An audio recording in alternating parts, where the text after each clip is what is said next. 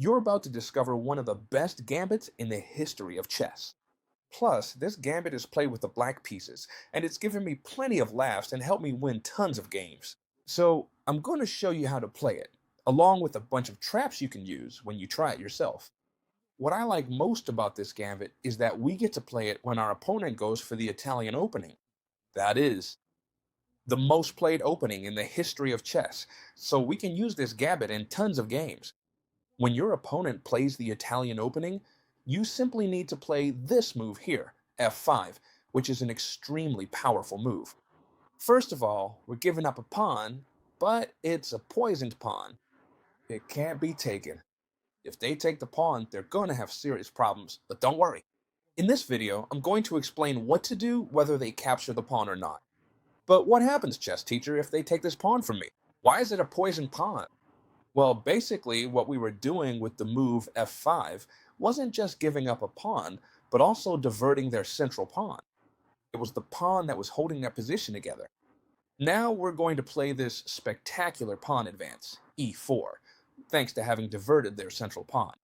And let's take a look at something. We're attacking a knight. Very good, chess teacher. Everyone can see that.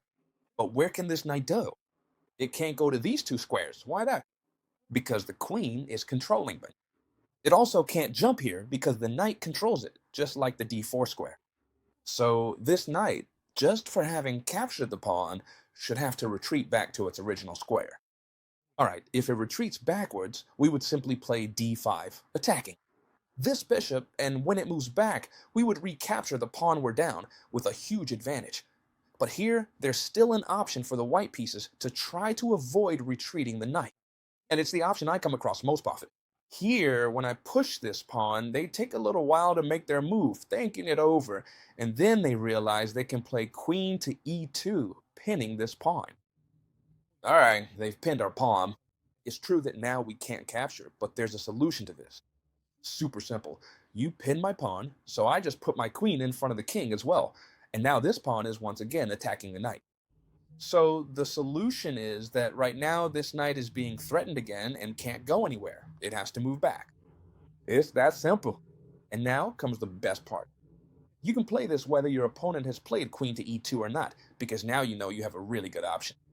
So here we'll play knight to f6, just developing our pieces normally. I assure you, this setup, it's really good. I've even played it in slow tournament games with a very high success rate. In slow games and in fast games, you can't even imagine how well it works. Alright, now of course, white wants to develop the knight, but what happens? They can't. If they try to develop this knight over here, it's a disaster. What they want is to try to develop this knight over here. And if they want to develop the knight to f3 and also start developing their bishop, they only have one possible move, d3, which actually seems like a super good move. It threatens our central pawn, lets the bishop up. When this pawn disappears, they'll be able to develop the knight to f3. But here, we've pretty much already won the game with a move you're going to love. Pay attention to this move. Knight to d4, exclamation mark. What are we attacking? Well, the first threat is obvious. We're attacking the queen, right? But besides that, we have another threat. Knight takes on c2, check, and we'd also take the rook. That is, they have to move the queen to one of these two squares, either d1 or d2, to keep defending the c2 square. If they don't move it to those two squares, and for example put it on f1, which is a really bad move, we'd win the rook. But what they don't realize is that no matter if they go to d1 or d2, it doesn't matter to us. The threat is still there, and we're going to unleash the spectacular bombshell. Knight takes on c2, check. We're going to take the rook, so they have to capture this knight, and here. We didn't win the rook, but we did win the queen, thanks to this discovered move. Pawn takes on d3. Check, and we're going to take a cruel. For example, they might try knight to e2 to save themselves, but we take the queen with the pawn. And if they try to block with the queen, we simply capture it with the pawn. Don't take it with your own queen, because then they'd recapture with the knight. Just play d takes e2, and we'd have an extra queen.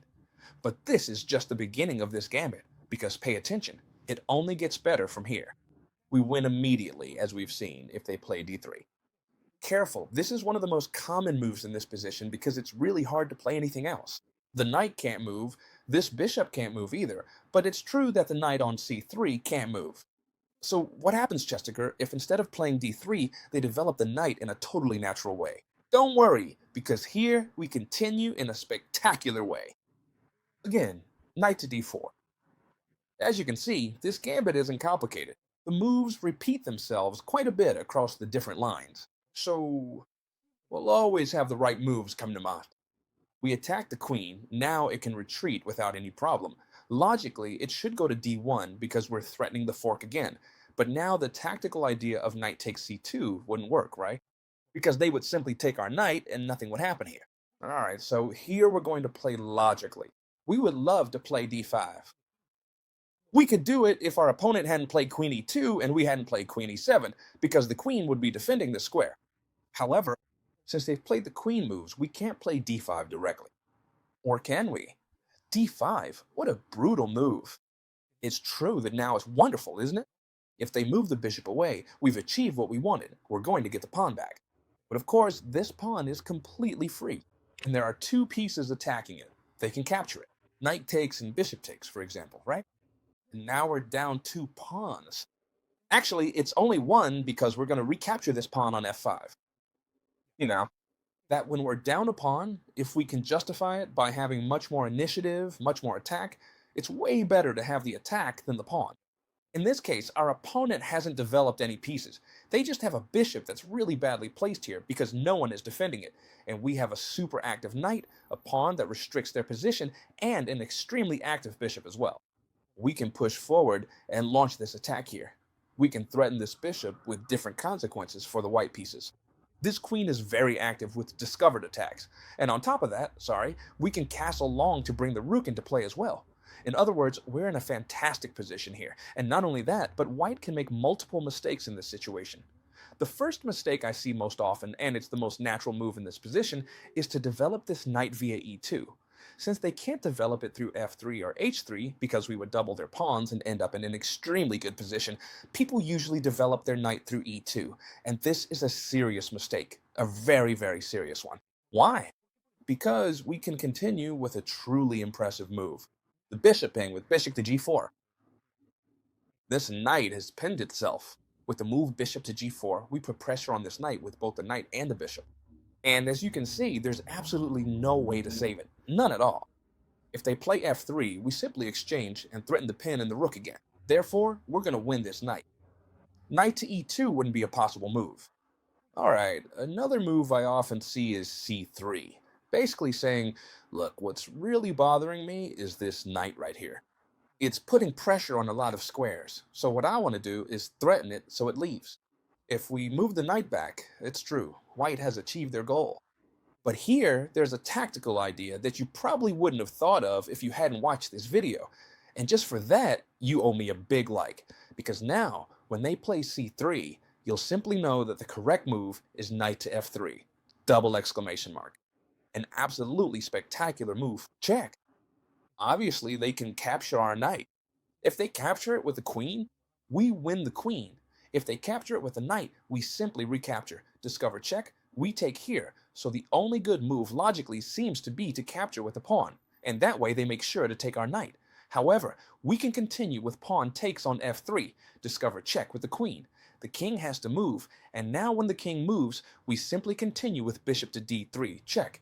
They have to block. We'll capture with the pawn. Check. We take the queen, and this will be an absolute steal for us. And if, when we capture this pawn, instead of moving the king, which as you've seen would practically end in checkmate, or if not, winning the queen, they block directly with the knight, that actually makes a lot of sense, you know what I mean? We just gave away a knight, the opponents might think, well, now I'll give you mine, and we keep playing the game. Well, no, because here there's a spectacular bombshell that I'd like you to pause the video and try to find to see if you can figure it out. I'm going to explain it to you right now, so pay attention. The move is bishop c2. It's very logical. We're threatening the queen and it can't go anywhere. The only move available to avoid losing it is to capture this bishop, and since we've diverted the queen from defending the knight, we would simply continue with queen takes e2, checkmate. You're going to love this when we play this gambit here, and they capture you.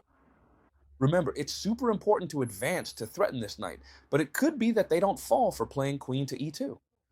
It's very likely that they will, yes. We've already seen how that ends, but a lot of people, when we threaten their knight, see that it can't go anywhere, and in fact, move the knight back to avoid losing it.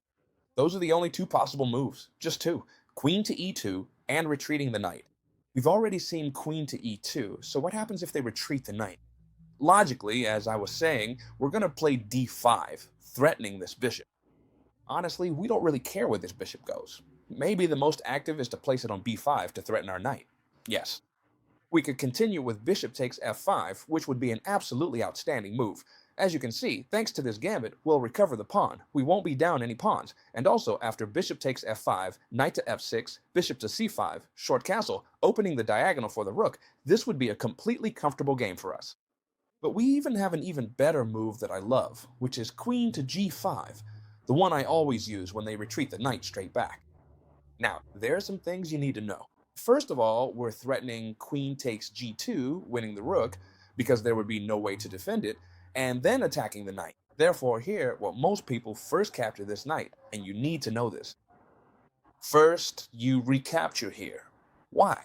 Because it's check. So you first recapture this piece here, and now they absolutely have to deal with the threat on g2. If they don't exchange pieces, it's exactly the same. Don't worry, they should simply stop this threat. And basically, there are three ways to defend against this threat. King to f1, which would be fantastic for us. We just keep developing. Bishop takes, knight to f6. We could even attack a lot, right? Castling and putting the rook on the same file as the king. But so far, no one has played king to f1 against me. They've only played two moves, g3 and g4. Let's look at both of them. If they play g3, how can we continue? Well, there are a lot of ways to continue here. Among them, bishop takes on f5 would be a truly extraordinary way. In fact, that's what I recommend to you. Bishop takes on f5, and now there are a lot of weaknesses left on the king side. We're not down a pawn, material is equal, and our position is much better. We have the b file for the rook. We're going to develop the bishop to c5, directly targeting this f2 square. The knight will come out via f6. We'll castle, and we'll attack the f2 square again with the rook. This looks pretty bad for the white pieces. That said, the move I see most often is g4. So now they're defending this pawn very strongly, still holding on to their extra pawn. The g4 pawn is defended by the queen, and it seems like here we have some complications in continuing our development. This bishop seems like it can only come out through here or here, but don't worry, because here what you simply need to do, and I love this, I love the look of, well, I won't say a bad word, right? The look on my opponent's faces when I play bishop takes on f5. And right away they realize that this move was extremely bad. Bishop takes on f5 is simply recapturing the pawn. But why are we giving away the bishop? Don't worry, because the bishop can't be captured. It would open up the line for us to play queen to g2, threatening the rook. Can that rook be defended? Nah, they're going to lose the rook. But they always do the same thing to me. First, they give me a check. I can't play g6 because they'd trade and I'd lose the rook. Careful, it's not that simple. So relax. If they try to check you, don't be afraid at all. Just move your king, no fear. If you're about to win a free rook, you shouldn't be afraid of anything at all. For example, if they keep attacking you, be careful. There's no rush to capture that rook because it's not going anywhere. Let's defend properly first against the simple attack because the queen is just coming in and can't do anything. The bishop is threatening us with check. Well, I played knight to h6, threatening the queen, and now this bishop is really well defended by the rook. How can they continue? Well, the only more or less normal square the queen has is this one here, right? Queen to queen to e6, but that's a complete mistake. We could capture the rook directly, but the move I like the most is this one here, bishop to d6. And now, as you can see, this rook can't be saved, this queen can't go anywhere, we're trapping the queen, so this queen is almost certainly going to be lost as well. Against any move, instead of capturing the rook, I'm going to play rook to e8, capturing the queen. She can't go anywhere. And not only that, but I'll capture the queen and then even capture the rook as well. This happened to them because they tried to create counterplay with the queen. I see this a lot. If they don't go for this counterplay, it's fine. They'll just lose the rook and that's it. Be very careful with this. Extremely careful. We're threatening the knight, and we've seen both queen to e2 and knight to g1, right? Those seem to be the only two options if they don't want to lose the knight. But here, if you're playing against a professional player or someone who knows, this gambit, they might play this incredible knight sacrifice, knight to d4. Don't worry, it looks like a crazy sacrifice, and it really is if you don't know it. But if you do, like I'm going to show you in this video, there's no problem at all. Why is this a good move? Well, you shouldn't capture it, because then they'd come in with the queen, hit you with a huge check. You wouldn't be able to move forward because they'd capture you. Plus, they're threatening a discovered attack, and we can't capture because they take our rook, right? If we play knight to f6, they sacrifice the queen with the move g7, a brutal move, because we capture the queen, and then they play g takes h8, capturing the rook and promoting to another queen. So this would be pretty horrible for us. So in conclusion, what should you do if they play this incredible knight sacrifice on d4, which, as I said, is extremely dangerous? Well, simply play knight to f6, avoiding the queen's entry. That's all there is to it, and nothing at all has happened here. Now, we really are threatening the knight, so logically they have to do something. For example, in 80% of games, the most common thing is to capture, but if they don't capture, it doesn't matter, okay? Let's stick to our plan. We'll recapture with the b pawn, so that now, whatever the opponent plays, we'll continue with d5, threatening the bishop, and we'll recapture this f5 pawn. And as you can see in this gambit, whenever we want, we'll get back the pawn we gave away. And on top of that, we'll end up with a better position. Let me give you a quick example. For instance, I'm going to develop my pieces like this, so now it's going to be really hard for them to get out. We'll castle, this file will also be completely open, we can advance a lot here, and this position is clearly better for black, even though they've tried to play the correct gambit. I'm sure someone in the comments is going to say, well, I've looked it up, this gambit with stockfish, and here the move it recommends isn't to capture this pawn, but rather the best move is to play d4, counterattacking in the center. First of all, that's correct.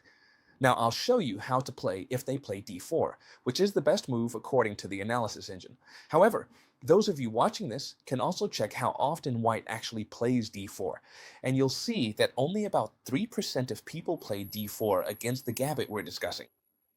Therefore, it's something very uncommon, but if they do play it against you, you need to be well prepared. So what are we going to do? Well, first of all, we're going to recapture this pawn with our f-pawn. Very good, we're blocking the knight. Most likely, they'll play knight takes e5. Now, this knight actually has a good square to escape to, and that's by capturing a central pawn. Without a doubt, this looks much better for white. That's right, it does it there. Even so, we're still in a very good position. Even though it might seem a bit scary, don't worry, because you're going to get to know it. We're not going to capture the knight. Instead, we're going to play d5, threatening this bishop here. Now, white can do one of two things. Either move the bishop away, which would be perfect for us because it would give us time to play knight to f6 and prevent queen entries, or play queen to h5 right away, which is a very strong move because it directly threatens the king with both the knight and the queen. And it seems like here we have no way out, because g6 is not possible since knight takes g6 would follow. Well, that's exactly what we're going to do, because even though this might seem really good for white, it's actually not that great. They're getting ahead of themselves, maybe rushing things too much. Knight to f6 attacks the queen, the knight, and also the bishop. For now, they can still save themselves. To save the knight, they have to place the queen, which is under attack, on the same file as the rook, for example. The only move they had was queen to h4, since h3 would be controlled by our bishop from a distance. It's true, now we can't capture this knight because simply they would take our rook, and we also can't capture this bishop because they would simply take the rook as well. So what should we do? Don't worry, because it's much simpler than it seems. Here's what we're going to do. First of all, how can we keep up the attack? With a brutal move, knight takes d4. We have two pawns against two pawns, so we're even in material. They still can't take the rook, because if they do, now we would simply play knight takes c2, winning a pawn and then taking their rook. That would be fantastic for us. Also, this knight would most likely end up checked. What should they do? Well, they have to try to defend both things that are under attack, the pawn on c2 and the bishop on c4. Those are the two things being attacked right now. What move could they play? Bishop to b3 seems logical.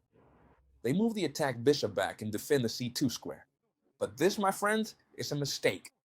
And why is it a mistake? Because now we're going to jump back with this knight. Knight to f5, attacking the queen. It has to stay on the same file as the rook, because if not, we'll capture the knight. So they have to play queen to h3. There's no other option. And now we're going to start looking for discovered attacks with this knight to attack the queen with the bishop. And without a doubt, the best move is this one right here. Knight to e7, we attack the queen, but not only that, we also attack this knight. So we've managed to win a completely clean piece.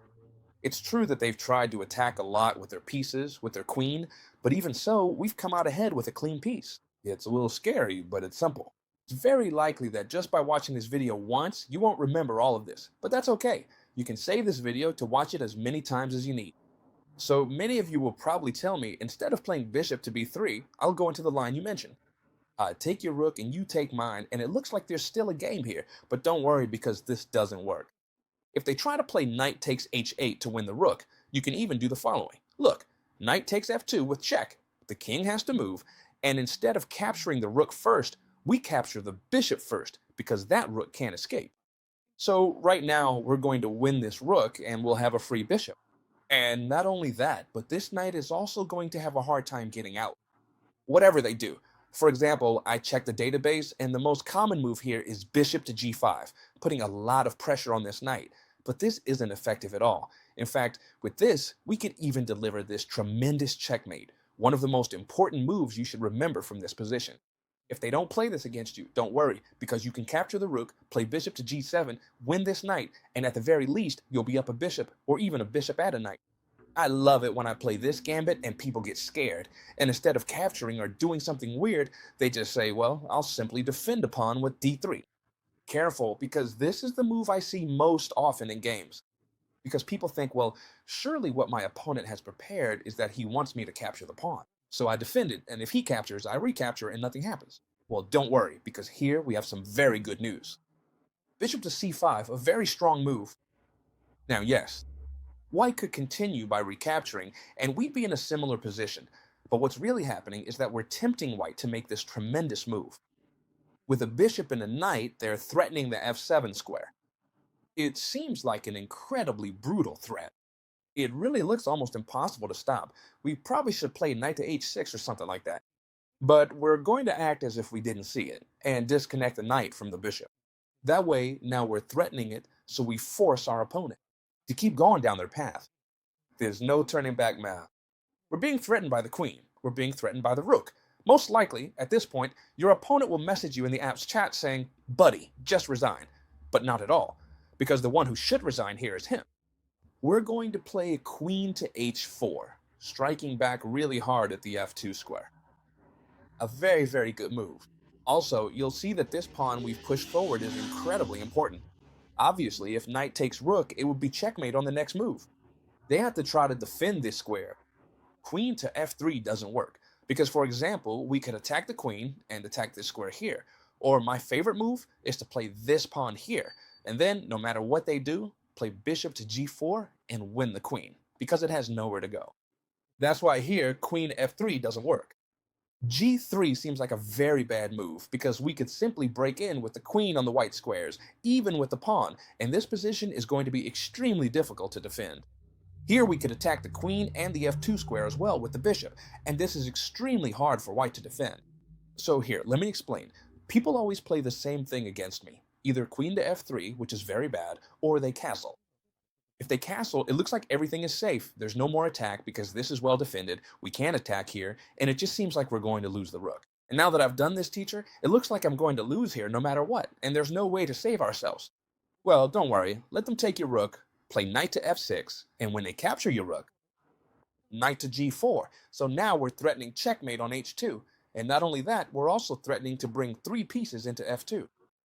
Of course, they're going to defend against mate with the move h3, because there's no other move that stops the checkmate. And when they play h3, we simply attack over here. Knight takes on f2, and of course they have to give up the rook, because otherwise we'd have a discovered attack with the bishop. And when they give up the rook, we're going to capture with the queen. So right now, we're down a knight. Remember, we're down a knight because we've captured a rook, but so have they, and we've sacrificed the knight while they haven't, so we're down a knight. Still, the game is forcibly won. The king has to go to h1, and remember this move well because it's key. f3, with threat and checkmate on the next move, so they have to capture. And now what we're going to do is simply play d5, threatening the bishop and threatening to come in through here. They might try to stop bishop takes h3, but no. Thank you. There is no move for white that prevents bishop takes h3, so since that's the case, they try to defend their bishop. For example, bishop takes d5, right?